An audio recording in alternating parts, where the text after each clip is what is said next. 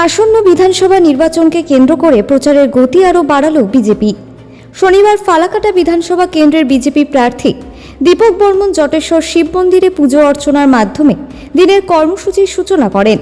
পুজো দিয়ে এলাকার শান্তি ও মানুষের কল্যাণ কামনা করেন তিনি। পুজো শেষে দলীয় কর্মী সমর্থকদের সঙ্গে নিয়ে জটেশ্বর বাজার সহ সংলগ্ন একাধিক এলাকায় পদযাত্রা করে প্রচার চালান দীপক বর্মন। রাস্তায় নেমে সাধারণ মানুষের সঙ্গে সরাসরি কথা বলেন তিনি। এলাকার বাসিন্দাদের কাছ থেকে স্থানীয় সমস্যা ও দৈনন্দিন অসুবিধার কথা শোনেন। পাশাপাশি আগামী নির্বাচনে বিজেপিকে সমর্থন করার আহ্বান জানান।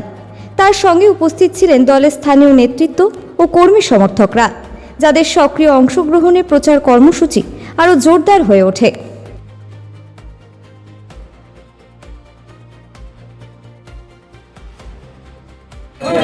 প্রচারে আমাদের শুরু হলো, প্রচার শুরু হয়েছে, প্রচার চলছে, সাধারণ মানুষের সাড়া পাচ্ছি। এখানকার ইস্যু হলো মূলত তৃণমূলের অনুন্নয়ন।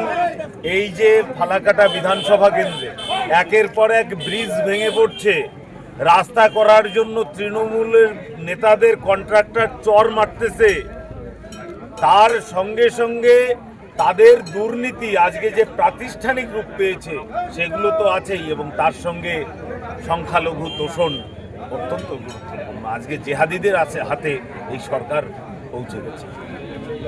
আমরা 100% আশাবাদী।